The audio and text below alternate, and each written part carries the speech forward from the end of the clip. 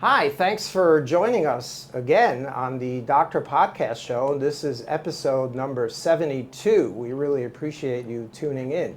Today we have a fantastic guest. Sitting right here next to me at the Doctor Podcast Studios is Mr. Larry Silverstein. Probably most of you have heard of Mr. Silverstein. He's the founder and chairman of Silverstein Properties, which is one of the largest real estate companies in the USA and the world. The Silverstein Properties Company developed, owns, and manages over 40 million square feet of business, office space, residential space, and also retail space. Mr. Silverstein is a lawyer by training, but he decided to become a real estate tycoon at some point, and we'll tell you all about that. He's the former governor of the Real Estate Board of New York. He's the founder and chairman of the NYU University Schack Institute of Real Estate. He's also on the board of trustees of the NYU Langone Medical Center and created the Silverstein Scholarship Fund at NYU, which we'll talk about some more detail later. In July of 2001, Mr. Silverstein paid $3.2 billion, that's with a B, $3.2 billion for a 99-year lease for the two World Trade Center buildings at that time, which was a total of about 10.6 million square feet of space. About 6 weeks later, unfortunately, there was a terrorist attack on 9/11, and those buildings, as well as all the adjacent buildings, were unfortunately demolished during that terrorist attack. Now, over the last 23 years, Mr. Silverstein has been the guiding light and dominant force in rebuilding the 16-acre World Trade Center complex, in rebuilding downtown Manhattan, and also in rebuilding the financial center of the USA and probably the world as well. The reason I have Mr. Silverstein here today is he's written an incredible book called The Rising, which I just finished reading, and this is by far the best nonfiction book that I've read in the last 10 years. It's got lots of fascinating information about real estate, high finance, politics, as well as lots of valuable information about human behavior and human nature. So Larry, thanks very much for joining us today. I really appreciate you taking the time from your busy schedule to do that. Bob, I just want to tell you, for all the years I know you, for all the time we spent together, all I could say is when you made the call to me and asked me to do this, I said, how do I not say yes? So here we are. Well, thanks very much. I really appreciate it. First question, most importantly, there are rumors flying around that both Brad Pitt and George Clooney are fighting to play you in the Rising movie that's coming out next year. What do you know about that? Not much. Other than the fact that, why can't I do it? Well, this movie starts you when you were just a youngster and just got into real estate. So they need somebody who's a couple of years younger. Okay, I'll get one of my grandkids. Sounds good. Now, one of the most heartwarming parts of the book that I really enjoyed was when you explained how you got into real estate. Your father owned a small real estate company in Manhattan, and the two of you went around Manhattan and other places looking for buildings to buy and going to banks, trying to get loans. How did your father influence you to go into real estate since you were trained as an attorney? Well, I went to law school knowing I didn't want to be a lawyer. Oh, really? Yeah. The reason I went to law school is because I felt it would give me the knowledge that I would need to be a better real estate entrepreneur. Because my father had been in real estate, and he was a broker in the lower Manhattan, Remnant's Woolen District of New York. Today it's known as Soho, South Street. Right. But at that time it was the pits, and the buildings were old, decrepit, and they were occupied primarily by artists who couldn't find any other place to live. So because the space was so cheap to rent, artists were attracted to it. So the neighborhood was poor, and making a living in those spaces was extremely difficult. So I learned quite quickly that if I was going to remain a real estate broker with my father down there at that district, that I would starve to death.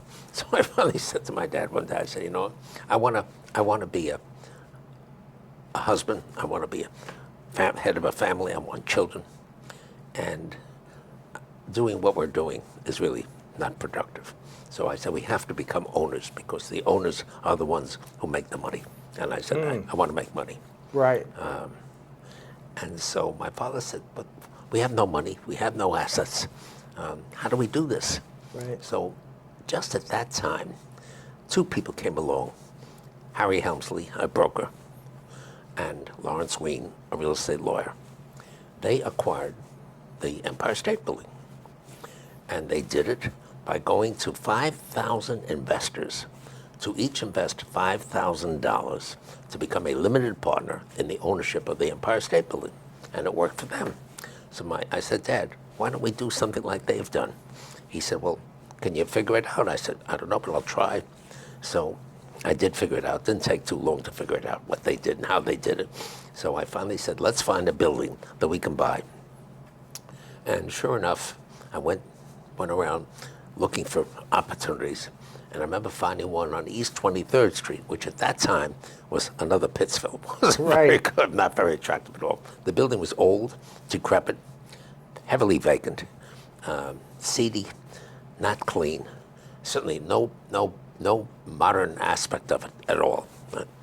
And big signs out in the front, space for rent, right? Because half the building, 3/4 of the building was vacant. So I remember talking to the person who owned it, and I said, can I buy the building? And they said, you really think you're rich? I said, yeah, I'd like to buy the building. So we made it, came to an understanding, had to sign a contract for $15,000 as a deposit on the contract. And so my father and I started going around to different banks to borrow the $15,000. Every bank we went to said, do you have collateral? And I said, if we had collateral, we wouldn't be here. So bank after bank after bank turned us down. And after a while, I looked at my father. I said, Dad, we have to do something. Otherwise, we're going to lose the opportunity to buy this building. So conclusion was, one day, after visiting 30 or 40 banks all over Manhattan, on Delancey Street, 85 Delancey Street. Don't ask me where that number came from, but it was the number. There was a gentleman there by the name of Phil Green. He was the manager of the bank. Walked in. He said, can I help you? I said, yes, we'd like to borrow $15,000. He said, what's your collateral? I said, we have none. He said, you have no collateral? I said, we have none. Do you have a car? I said, no, we can't have a car. So he said, what's the purpose of what do you want to need the money for? Right. And so we explained to him that we wanted to sign a contract to acquire this building so that we could then find people to join us in the acquisition of the building. And so he said, tell me all about it. So I had some papers with me in the hope that somebody would come along and ask for it. And I described the deal, I described the transaction, what we had to pay for it and so forth. And after listening to this, he reaches into his desk drawer, pulls out a piece of paper, puts it down in front of me, says, sign it. I said, what is it? He said, it's a promissory note. I looked at him, I said, you're going to give us the money? He said, isn't that what you're here for? I said, yes, but then I realized I couldn't show my surprise. But I was overwhelmed by the fact. So I signed the paper. My father signed the paper. He says, okay, I'm going to give you the $15,000. You're going to sign the contract, and then you're going to sign the contract, and then you're going to sign it to the bank as collateral for the $15,000 loan. I said, okay, whatever we have to do. Right. So we went through this process, and after getting the $15,000, he said, where are you going to find the rest of the money? I said, I don't know. He said, well, my first recommendation to you is go out and get a mortgage. I said, well, can you give me the mortgage? He said, no, you have to go to a savings bank. We're a commercial bank. Can't do that. Savings bank could do it. So I said, do you have a recommendation for which bank to go to? I said, well, the building's on 23rd Street. My recommendation is go to a bank, a savings bank on 23rd Street. So I said, okay. Went out. My father started walking around 23rd Street to find a savings bank. We found the Broadway Savings Bank. Why it was that called that, I don't know. It was on 23rd Street, West 23rd, as opposed to the east side where we were. And walked into that bank, met a gentleman by the name of Norman Ramsey, who years later became president of the bank, but at that time he was not terribly high, but he was in charge of mortgages. Okay. So came to him, and I said, we'd like to get a mortgage on this property. Showed him the details and so forth. He said, well, maybe we can give you $350,000 as against a $600,000 purchase. I said, that sounds terrific. So ultimately, we went to an appraiser who he recommended to us. And he said, you got to get the property appraised. I said, what's the purpose of the appraisal? He told me and so forth. So got it appraised. And one day, the appraiser calls, and he said, would you like to sell your contract to buy this building? He said, because I can give you a $100,000 profit. I said, $100,000 profit? That's more money than God. I said, where did somebody get $100,000? Right. And for that time, it meant everything. So I remember saying to my father, I said, Dad, somebody wants to buy a contract for a $100,000 profit. So he said, find out who it is. So I called the appraiser back, and he told me the name of the gentleman. I told my father, I said, Larry. He said, Larry, this man is known for buying contracts and reselling them for a profit. So if he's buying our contract and wants to sell it for a profit, we might as well say to ourselves, you know what? Keep the building and try to do what you want to do with it to begin with. I said, but Dad, it's $100,000. It's more money than we ever contemplated. He said, if I was here alone, I'd do it. I'd sell it in flash. He said, but you're with me? He said, there's a future here. Let's see if we can make a success out of this. So we ended up looking for $250,000, the balance of the purchase price. And we went to 25 former people who my father had leased lofts to. They were local people. And somehow I gave them the pitch, and they ended up giving us $10,000 each to become a partner in the ownership of this building on 23rd Street. And so we bought our first building. That's amazing. It is, because we didn't have a clue as to what to do next. Well, obviously you figured it out pretty well over the years. Well, as it turns out, we really just used common sense. My father, God bless him, had it in abundance. And so we cleaned the floors, cleaned the windows, whitewashed the space. We made it look better, right? And as a result of cleaning the garbage off the floors, the garbage must have been 80 or 90 years of garbage on the floors, with sanding machines and so forth. The floors turned out to be the most beautiful hardwood floors you could imagine. It was gorgeous, in perfect condition, because there was so much junk on it, 80 years worth of junk. And so people came in, looked at the space. We ended up renting the space for twice as much as we expected to get. It was amazing. We were staggered. And so we were able to make distributions to our investors of 12% a year, 1% a month. Right? They were thrilled, absolutely thrilled. They were so thrilled. They said, can you find another building? So we went out, found a second building. It was more expensive than the first building, but we did the same thing, and that worked. So we then went on to a third, and to a fourth, and to a fifth, and all of a sudden, the banks that wouldn't lend us $15,000, they called. They said, you know what, we're watching what you're doing, and we like it. So in the future, instead of going to partners, come to us, we'll give you whatever money you need to buy these buildings. Wow. So you replicated the initial strategy numerous times. That other people used to buy the Empire State Building with. Wow. Same thing. The principle was the same. And eventually you got the World Trade Center. Now, you mentioned in your book also that your mother supported your father and you behind the scenes. Of course, when we needed something, it was invariably my father saying, where are we going to get the money? And so at the dinner table, this is the discussion. Right. So my mother said, listen, you gave me money for cleaning every week. Instead of spending it on the cleaning, I put it aside. So here's a little bit of money. So if you need something, you can do it. That was my mother's responsibility. She did it. It was wonderful. Wow. So she financed that. That's A little bit, not much. That's an amazing story. Now, the next step, you decided to build a giant tower, 7 World Trade Center, Yes. the original one, which was, I think, about 50-story building. It was a giant building. But you needed to pay a bank in California $7 million cash so that they would insure a loan that you got from Chase Bank for $300 million. So you can imagine, from buying the first building for $600,000 and ultimately needing $300 million to build a high-rise, there were a lot of years intervening, many years.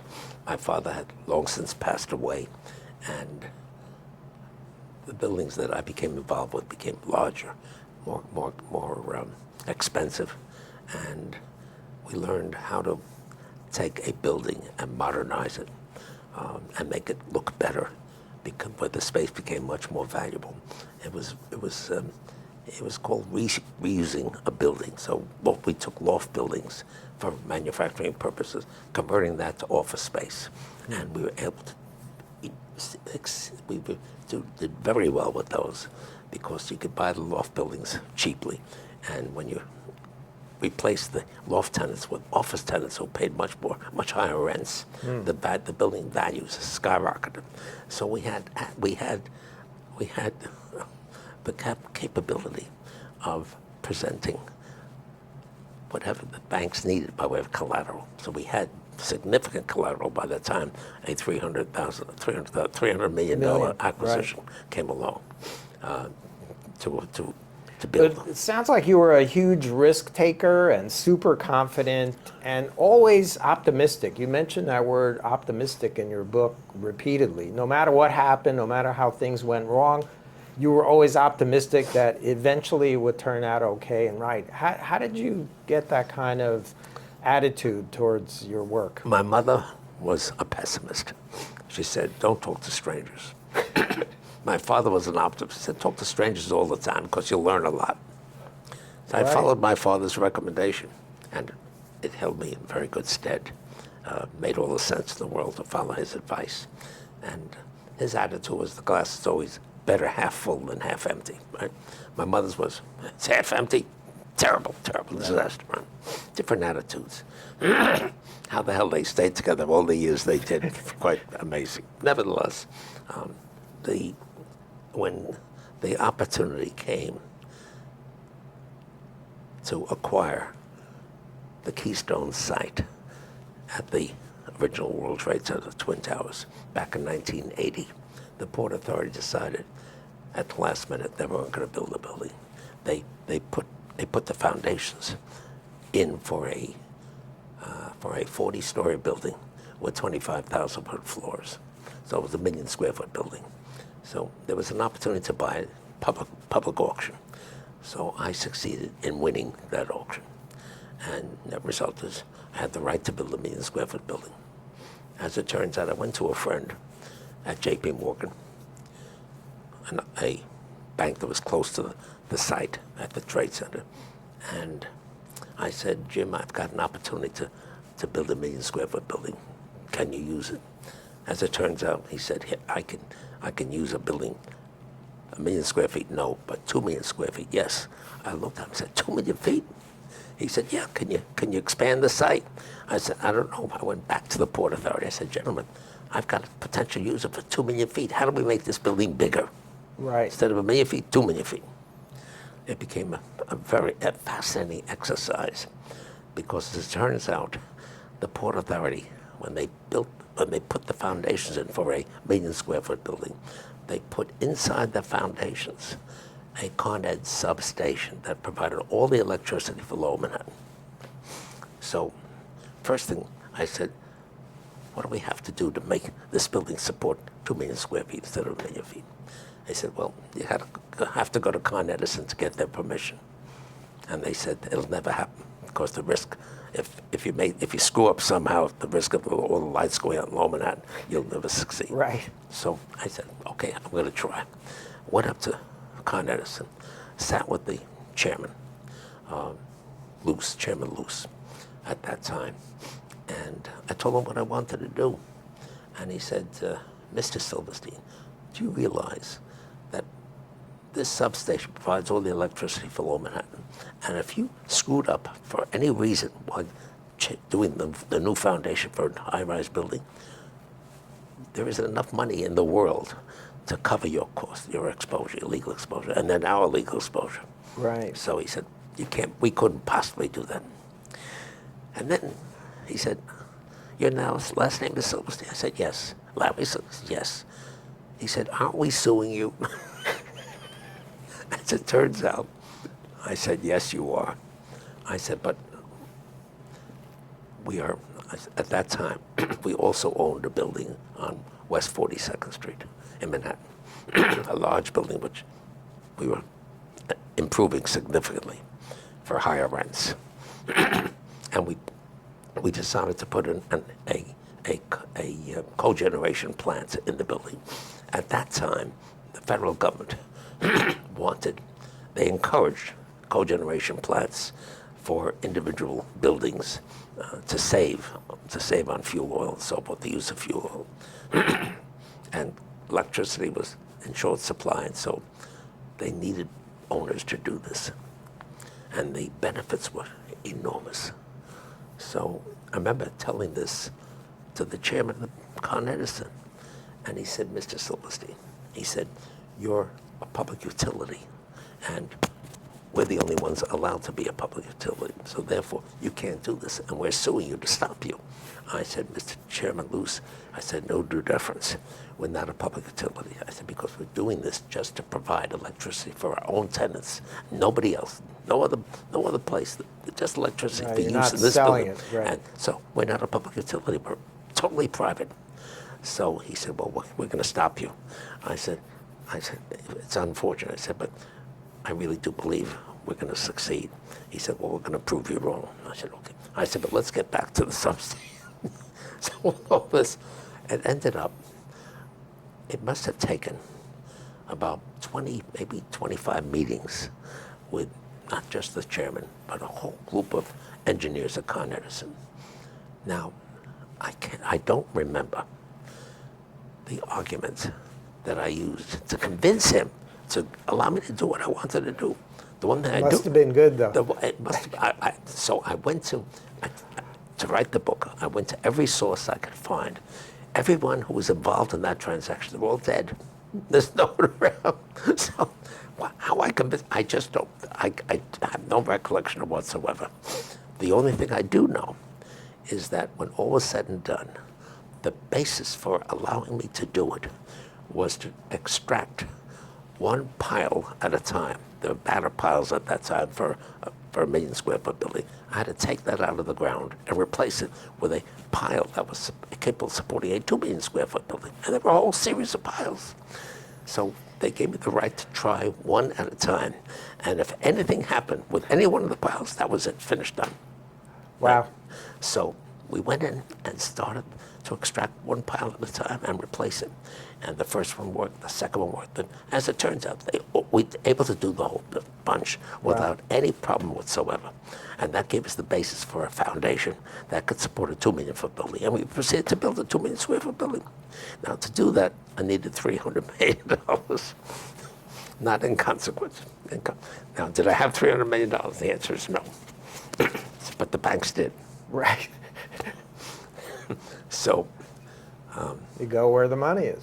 you go where the money is.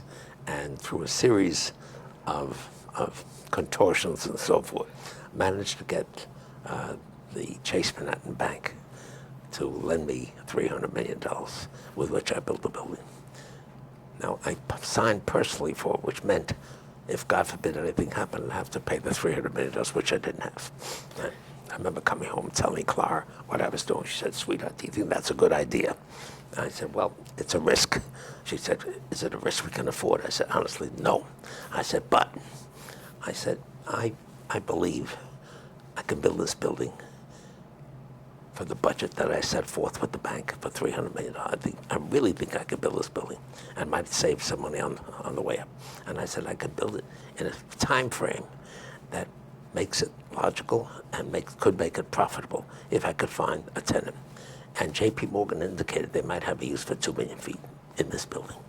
So I said, I'd like to go and give it a shot. She said, well, you think you're going to succeed? I said, I really do.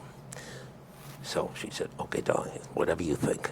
She said, but be careful, be as careful as can be. And so we got the money, and we proceeded to start building the building. And I went back to J.P. Morgan, and by that time, they had gotten into an argument with Ed Koch, the mayor. And the argument was such that J.P. Morgan decided they were going to pull this operation out of New York and to Delaware. Well, so the 2 million square foot occupant was gone. So you had no tenants? No tenants, and the building's beginning to go up. But I got a call one day from Solomon Brothers. They saw steel going up. They looked pretty big. And they called me, they said, would you like to make a presentation to our board? And I said, of course. Went down, made a presentation to the board. And they came back, they said, we'll let you know. So a week later, they called and they said, we can use 1 million feet of the 2 million feet. Wow. I said, that's fantastic. I remember coming home and saying to her, I said, Florida, we got 1 million square foot tenant. Solomon Brothers, this is fantastic. Their first class name, right? So they said, that's fantastic. So we started drawing papers while the building's going up. And they started making changes in the building as it was going on. But they were paying for those changes. So everything was good. Until one day, I get a call from John Goodfriend, the CEO of Solomon Brothers. And he said, Larry, I hate to tell you this, but we changed our minds. We're not going to take the space. I said, where are you going? He said, we're going uptown. He said, Columbus Circle. Somebody's building a building in Columbus Circle. And that's a better location for us. And he said, when I was in high school, I made some money on weekends by selling ice cream up there. So he said, how can I resist? I realized this guy was emotional about relocating up at Columbus Circle, and there was no way to convince him not to do it. So I said, you know, you can pay twice the rent in that location. He said, but Larry, we're making so much money. What difference does it make? I remember hearing that, and I said to myself, this guy's out of whack. There's no way to convince him. But I remember coming home and saying, sweetheart, we lost 1 million square foot tenant, Solomon Brothers, and I told her the stories. So she said, you know what? You're going to land on your feet. Somehow you're going to come out better than Solomon Brothers. So I said, how do you know? She said, I know. I trust in you. My faith is you're going to do it. Okay. A week or two goes by. Telephone call. And this was I forget the name of the firm, another major Wall Street firm. And they said, would you please make a presentation? And I said, of course. And by this time, the building is halfway up, big building, no tenants. So I made the presentation. They said, we'll call you. Fine. Call comes in one day, and they said, you know what, we like it, we'll take it. I said, how much? He said, the whole building. I said, the whole 2 million feet. He said, 2 million feet. I remember coming home. I said to Clara, 2 million feet. She said, I told you were going to do it. I knew you were going to succeed. Wife's always right. Net result was papers were being drawn and so forth. And suddenly the phones go dead and I heard nothing. And I said, something's wrong, something's happening, something's wrong. And I remember calling Herb Wachtel, an old friend. From the Wachtel Lipton law firm, Yes. top law firm in the world, right? And of course, we stayed as good friends. We met in high school, the High School of Music and Art, in September of 1948, in the freshman class.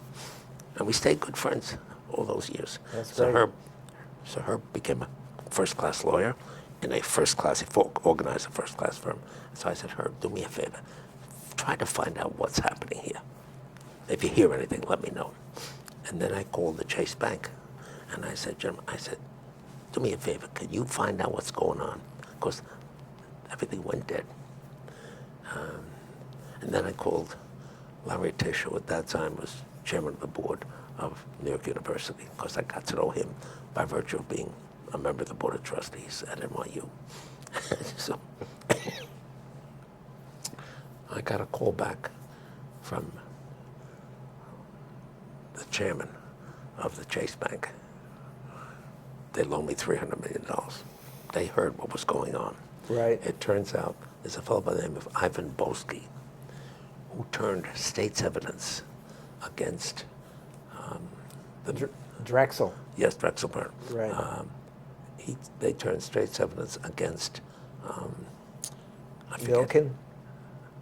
Against Mike Milken. Yeah. Mike Milken was the brains behind the enormous success of Drexel Burnham. Right. And as it turns out, it didn't take long before he had to go to jail, Right. found guilty. And so it was just a question of time, but Drexel Burnham filed for bankruptcy, out of business, right? Here I was, no Salomon Brothers, no Drexel Burnham, a finished building, no tenants. So, what about my $300 million obligation? The deal I made, the deal I negotiated, as it turns out, with Chase, was that I would have to pay back the $300 million unless I finished the building on budget and on time. As it turns out, I finished the building on budget and on time as I expected, and my obligation to repay the $300 million gone. Wow. Right? So Great deal. Did Herb Wachtel help you draw up that? That was my idea. Awesome. Okay. The lawyer training. Yeah, in part, yes. Net result was, phone rings again one day. It's Salomon Brothers. And they said, we have a problem. We're never going to make this lease up in Columbus Circle because a woman by Onassis, Jackie Onassis, she's suddenly become concerned about the shades that would what was it called?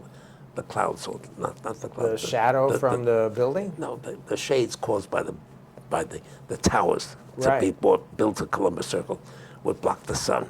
And the shadows that would result in Central Park, she says, is wrong.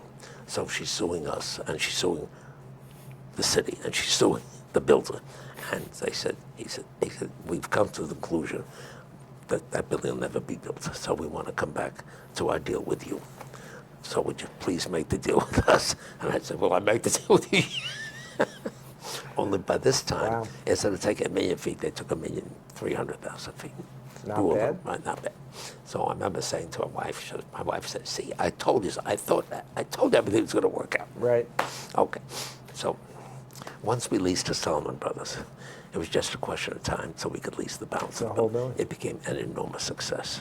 So it's huge optimism, huge persistence, ambition, And a good argument with Con Edison. a good argument with Con Edison, some good luck, which is a Always superpower. important, yes. And also, it sounds like you're a huge risk taker. Yes, but I had confidence in my ability to take those risks because I felt I could handle them. I felt I could satisfy the needs of the lender. And as it turns out, I did. Right. Wow, that's an incredible story. Now, you mentioned in the book that your handshake and your word are as good as a written contract. My father always taught me from very early times, when you make a commitment, keep it. And you shake somebody's hand and said, I'll give you my word, I'm going to do this. Then whether it's in writing or not, it's irrelevant. You keep your commitment. Get a commitment from him, but you give yours in exchange and shake hands. Right. And that should be as good as a paper contract. And So, that's okay. always been how you handle business. Where I lawyers. felt I could. Sometimes you deal with people who you wouldn't do that with. You don't do the You know, handshake. because you sort of get a sense that you could trust them or not. And so you learn. I learned pretty early who I could trust and who I couldn't. And where I could, I shook hands with them. And I said, let's dispense with the papers. So you're a good judge of human nature. Well, you have to be. To do that, you really have to be able to look people in the eye and know when they're honest or when they're not. And Right. it's not too difficult to make that judgment call. At least I found. Yeah, not everyone can do that. That's a talent, and it's obviously helped you along the way. It's helped me enormously. Right. So then you started negotiating for the lease for the 2 World Trade Center towers, and you were interesting. yeah. When we were topping out, finishing the steel work on top of the original 7 World Trade Center, I remember being at the topping out ceremony. The governor of the state of New York was there. The mayor was there. Topping out is the last steel girder at the last top of top, the building, right? And so I remember a lot of people, a lot of important people. Right, $300 million, 2 million feet, pretty significant. right. And I remember looking up. Here we were at the top of a 2 million square foot building, significant. But I looked up and I saw the Twin Towers, and I said to myself, wouldn't it be incredible if someday I could own those? That was back in 1987. Governor Pataki called me in 19, sorry, Late 19 90s. 1999. And he said, Larry, we're thinking of putting the Trade Center up for sale. Would you have an interest? And I said, I thought about it for a minute. I said, yes. A minute it took you. I didn't take too long. Right. And so I think there were a host of bidders, and it didn't take long before the number of bidders was whittled down to approximately 5. There were 5 of us at the end of the day. And we were the only private company. The others were all huge public companies. Right. Now, they were major public companies worth multiple billions of dollars, had huge amounts of real estate in different parts of the country, and they were totally recognized. Who was I? I'm not a very important company at all. And so the common knowledge was that I couldn't make it. Don't bother with me. Bother with the public companies. So I remember trying to get financing. And financing sources I went to said, Silverstein, you're a good person. You built some good buildings and so forth. But look at these public companies. How are you going to compete with them? Right.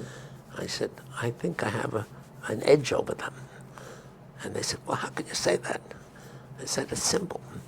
I said, I'm not a public, I'm a private company. And having lived with the Port Authority now since 1980 on the original 7 World Trade Center, I know what they need, I know what they expect, and the things that they expect, I've been able to comply with for the last 20 years or 23, whatever it was, right? And none of the public companies and had the public that companies experience. can't do that. Yeah. So I think I've got an edge over these guys.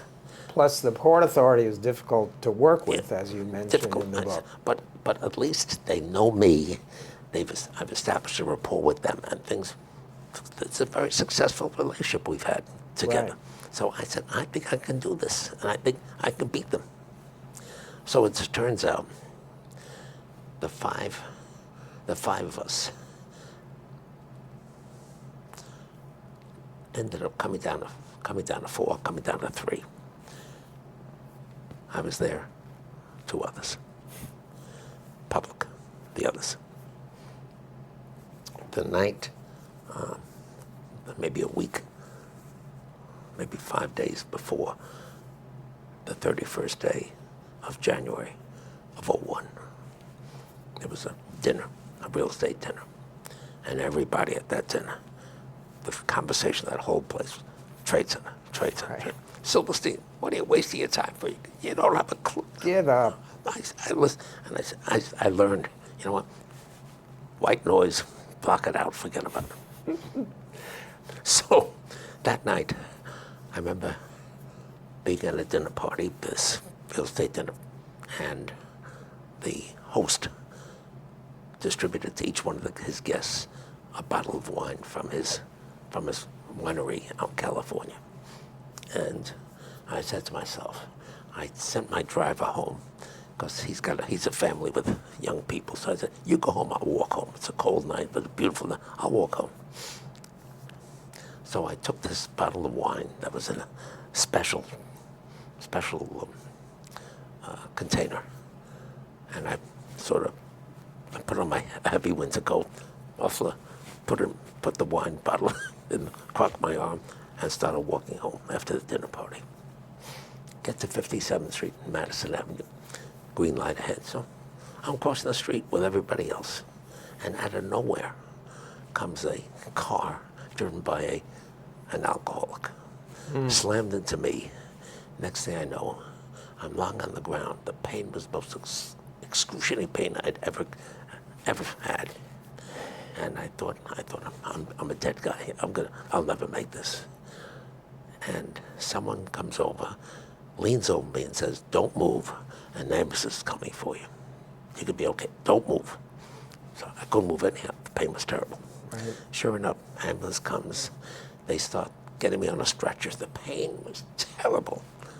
You have to move, horrible. Then they take the stretcher, move into them, again the pain. So when I got to them, I said, you guys have morphine? I said, they didn't have any morphine. So I said, can you just go slowly because the bumps are terrible. Or the potholes. So they got me to a hospital. It was not NYU. I said, can you get me to NYU? They said, no, we're going to get you to a closer hospital. All right. So the result was, I was lucky. As it turns out, they x-rayed me, getting on the x-ray table and so forth. Pain. Oh, but by this time, they started giving me the morphine. Right. And so the pain started to ease. What I heard was two things. First was that the brakes in 11, my pelvis was broken in 11 places. The brakes were all clean. So they said, you're lucky, you're not going to need surgery. But Wow. by that time, then somebody called, and I heard the man who headed the NYU hospital, where I was a member of the board, called, and he said, I just heard him long enough to say, you're going to be okay, no surgery required, just don't do anything you shouldn't be doing. Right? So, Right. all right. And at that point, went to sleep. And I think I woke up 3 days later. The morphine was wonderful because the pain subsided. And I remember looking at the nurse and saying, what day is today? She said it was the 18th day of January, or maybe the 28th day of January. Right. And I said, oh my God, the best and final is due in 2 days. I said to the nurse, I said, I need a couple of things. I need a conference room. I need you to kill the morphine. I need a lot of telephones. I got to get people in here. So how they arranged it, I don't know. But sure enough, I found myself with a conference room, lots of telephones, and I called everyone. I said, come on, get over here to the hospital. And I said, kill the morphine. They said, it's going to hurt like hell. I said, I can't help it. Because by that time, I had a couple of $1 million invested in all the preliminaries and the attorneys and so forth. It was a huge, huge effort. And I said to myself, how do you walk away from a couple of $1 million? And it's almost done. We're almost there. Right. So we formulated the bid, and we submitted it in a timely fashion. And our bid was $3.2 billion. Shortly thereafter, they were able to release me from the hospital with medications and so forth. And I'm driving home. And as I'm driving home, I get a phone call in the car. And sure enough, it's somebody from J.P. Morgan, who was representing the Port Authority on the sale. And they said, Mr. Silverstein, we hate to tell you this, but you're not a winner. you bid 3.2 billion. I said, what was the high one? He said, the high bid was 3.25 billion. And it was Was it Steve Roth? Steve Roth Right. of Ornado. Right. And I said, and the gentleman on the phone told me that the lowest bid, the low bid behind me was 3.15 billion. So there was $50 million separating the low bid from me, and $50 million separating me from the successful bidder, Steve Roth. So I said, sorry, but You missed it. I said, I missed it. I said, okay. But I love in the book you mentioned that even though you were in excruciating pain, you told them, stop the morphine, and you mentioned that ambition was as good as the morphine to get you going. Well, so I mean, I just had to block out the pain. right. I mean, I just had no options. Just Ambition had to do it. kept you going. Now he eventually lost a deal. So actually, we lost to Steve Roth of Ornado. So the Port Authority gave him 21 days to sign the contract. And I remember calling him after I learned that he got it and was busy negotiating the final contract. I said, Steve, I've got this incredible financing. You might as well take it. Of course, I can't use it. He said, Larry, that's extremely generous. Really terrific. I appreciate it. So, okay. I felt I did the right thing for a friend. Right. I get a call about 18 days later. It's from J.P. Morgan. And the gentleman said, are you still interested in the Trade Center? I said, why do you ask? He said, because we're not going to make the deal with Ornado. I said, what do you mean you're not going to make the deal? He's a first-class guy. He knows what he's doing, public company. Why is it not making it? He said, we don't trust him, and he doesn't trust us. So I said, if that's the case, I'm not going to be a stalking horse. I'm going to call him. Net result, I called Steve. I got him on the phone. I said, what's going on? He said, Larry, we're not going to make this deal. It won't happen. He said, because the things they're asking us to do, we can't do as a public company. I said, Private company wins. So I said to him, Steve, he also told me he negotiated the contract. And it's ready to be signed, except for the things that he refused to give to the board. So I said, do me a favor, give me the terms of your contract. He said, Larry, it cost me a lot to get them.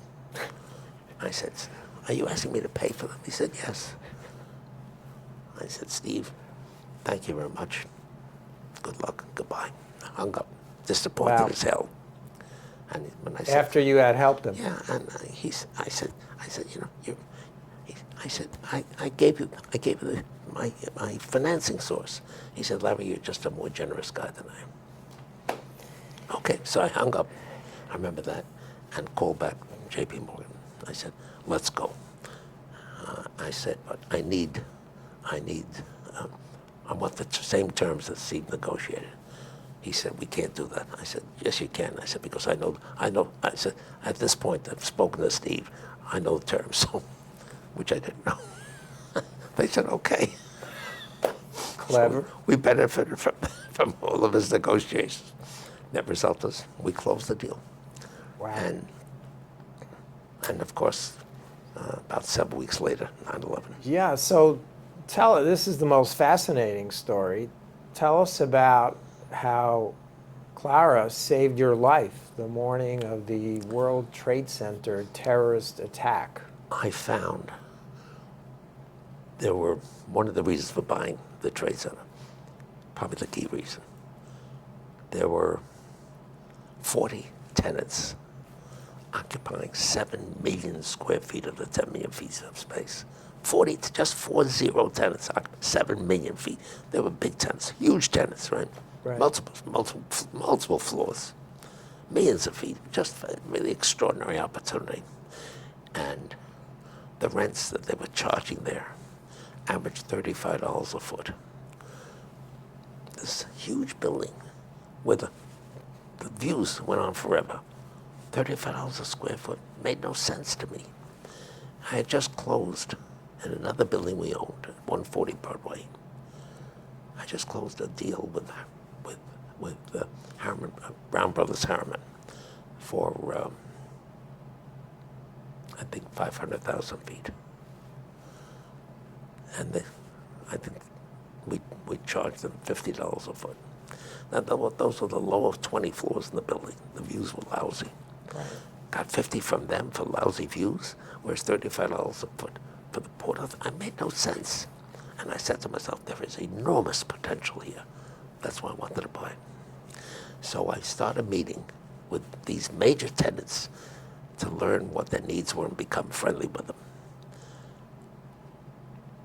And I did this every morning. I met with a different tenant for breakfast at the Windows on the World Which was at the restaurant. top of the World Yeah. Trade Center. Yeah.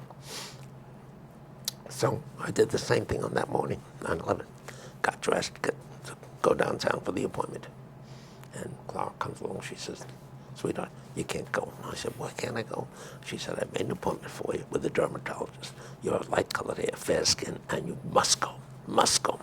Because you know, you've got to do this. Otherwise you get these cancerous growths and it's terrible.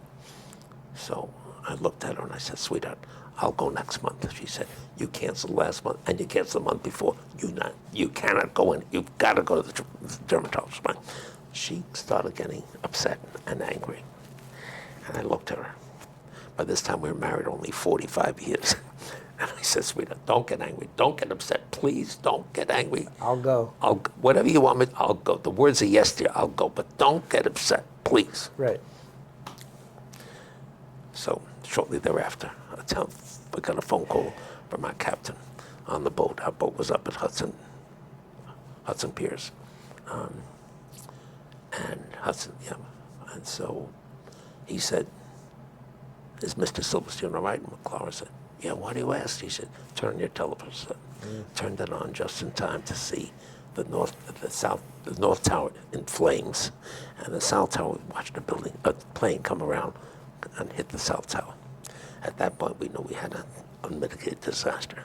First of all, our 2 kids were on their way downtown because our temporary offices were already at the Trade Center. And that resulted, fortunately, they were able to get out of there. Turned out okay. Yeah, came out okay. Of course, this whole thing happened if that happened 15 minutes later, they would have been gone. And instead of 3,000 people, would have been, God only knows how many. But the planes, the first one was at, I think, 9:15. Second one shortly thereafter. So most of the people weren't yet at work. Yeah. But for those who were, they lost their I lives. remember I was in a coffee shop getting coffee just before coming to the office, and they had a TV on, and they're showing a plane crash into the World Trade Center. Yeah. And I'm thinking to myself, how are they training pilots these days? And sure enough, I found out shortly after what really happened. That was terrible. So that's how she saved my life. Wow, that's an incredible story. Now, the next morning, Governor Pataki and you spoke on the phone, and he asked you what you want to do, and you said, what do you think I should do? What do you think we should do? Right. And I said, Governor, I think we should rebuild the buildings. You knew that the next morning when everybody he was... He said, why do you say that? I said, because there are 11 mass transit lines at the base of the Trade Center, plus the path tubes to New Jersey. I said, you can reach any part of the city from the Port Authority, or from the World Trade Center. You can get any place because the concentration of mass transit is fantastic. So you've got millions of businesses down there. They're going to depend upon this because the Twin Towers are the locomotive for business activity in that whole area. Right. That if you don't replace that, you're going to have a disaster in Lower Manhattan. I mean, you've got to replace it. I said, second of all, if you don't replace it, the terrorists will have won. So it's got to happen. You just got to do it. And the sooner we do it, the better. Right. But it was a long process that you struggled through. And I remember sitting down with Clara, and I said, sweetheart, I promised you that once we had the Trade Center, that we'd have the brass ring. We got it. The kids are taken care of. We're taken care of. So I said, we'll go and build another motor yacht, some travel around the world, do whatever you want to do, because we can do it. And I remember I said, I said, we could either do that or we can rebuild the Trade Center, which will probably take me about 10 years. And I said, so tell me what you want to do, because I can't do this without you. Without your being on board, it won't work. So Right. tell me what you want to do. She looks at me and she said, you're not going to be happy doing anything else with your life, so let's get on and rebuild the Trade Center, just like that. So I said to Clara, you're one hell of a partner. And she is, and was, Yeah. always so has been. saved your life many times. Yeah, many times. Many times. Yeah. Right. That's great. Now, in this process, which took 20 years, not the fewer years that you mentioned, you dealt with a lot of politicians, and a lot of the book deals with that. You dealt with several governors of New York State, governors of New Jersey, various mayors, Port Authority people, and some of the things you went through, what they put you through, I couldn't believe. It was a major struggle. How did you deal with these people? And you mentioned in your book that a lot of the politicians are just in it for the money and the power, because then they can help their friends out, and then that gets them donations for future campaigns. Is that how the system works? Well, I'll tell you, the experience was one of the most disappointing experiences of my life, but at the same time, one of the most incredible experiences of my life. Disappointing in the sense that sometimes some of the people would say, we're going to be right there with you. This is your legacy. This is my legacy. We're going to do this together, and it's going to be fantastic. That turned out not to be the case with some. So they would tell you one thing, but do mean another yeah. behind your back. And so it was so disappointing. I just couldn't believe what I was hearing, because I remember saying, you asked me for commitments. I make commitments, and I honor them. And now you've made a commitment to me, and you're not honoring it. How come? They said, well, government, things change all the time. I said, well, things change all the time for me too. Why do I have to obligate myself and do it, and you're telling me you don't have to? They said, well, that's the way it is. I said, something, that's ridiculous. So I learned pretty quickly who I could rely upon, who I couldn't. That was such a negative. It drove me crazy. That's really one of the reasons I wrote this book, because I feel and felt that public officials who comport themselves superbly should be recognized for it, and those who don't, who are not, should be held accountable. And whether it's ever going to happen, I don't know, but it troubled me to such a degree. I said to myself, when I finish this project, write a book on it. Right. On the other side of the equation, the Trade Center disaster was one of the most extraordinary times in the history of the city of New York, because within a day or two, people,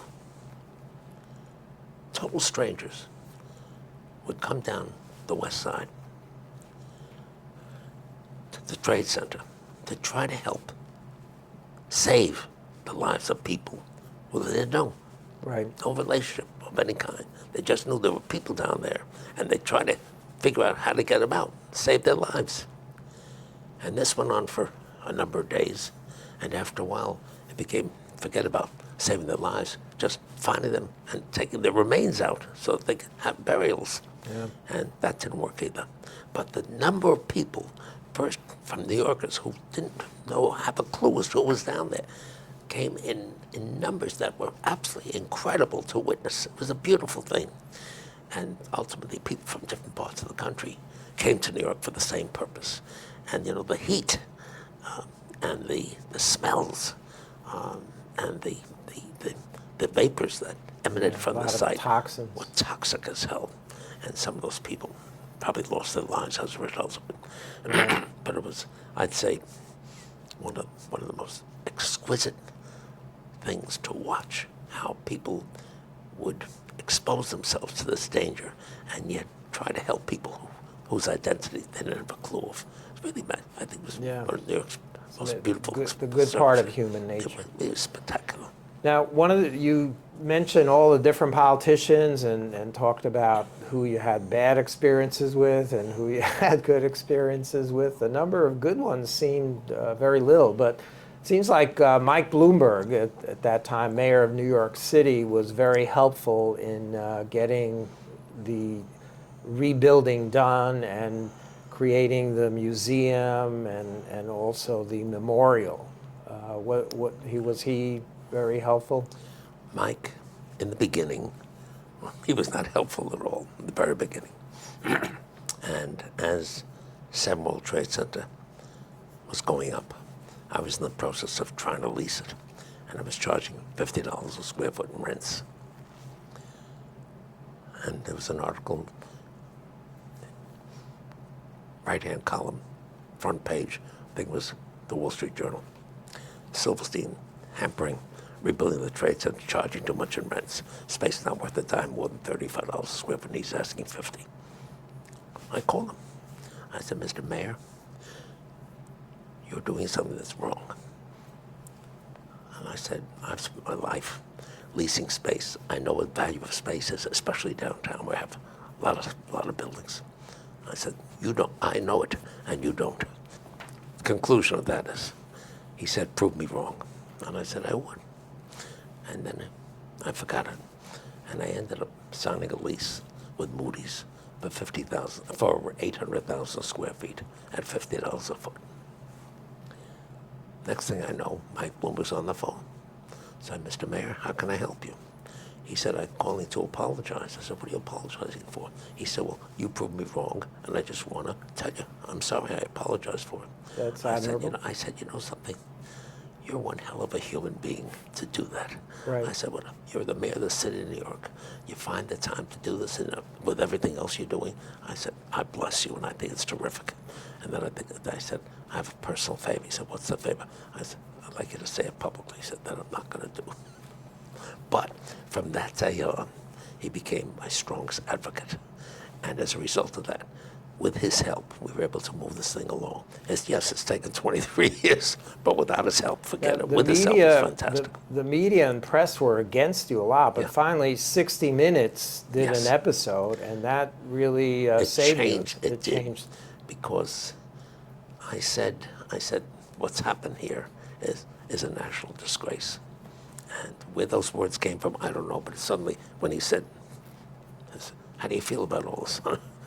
That just came out from somewhere, I don't know, but the net effect of that program was a sudden change in attitude of Port Authority and others. And the change reflected itself in the beginning of construction of the different buildings. Right, and now you have multiple buildings there, Yeah, right? so it's there's one office building left, and we're in the middle of those discussions now. How many total buildings do you have there now? We've got 7 World Trade Center, 4 World Trade Center, 3 World Trade Center, and when it's all done, I suspect we'll have 2 World Trade Center as well. Now, you're the chairman of the board now at Silverstein Properties, and your daughter Lisa Silverstein and her husband Tal Curet are the CEO and president. So you must be extremely proud of them now in handling the company. Bob, and the data. It's hard for me to describe the joy, the happiness, the fulfillment, the pride that comes from being able to take this and hand it to my daughter. It's just fantastic. You know, it's nothing better. I've worked all my life to create this company, and here we are, and so it's a sweet result of a ton of hard work. Yeah. Well, this is an incredible story, and once again, it's all in this book, The Rising, which is an amazing book. Everybody should read it. You'll learn a lot. I want to thank you very much for taking the time from your busy schedule and family life to come here today. I really appreciate it, and the audience will as well. Bob, Thank you. It's a pleasure. Thank you very much. It's good to see you, Bob. Great Just to see be you well. too. Thanks. Best to your pride. Thank you very much.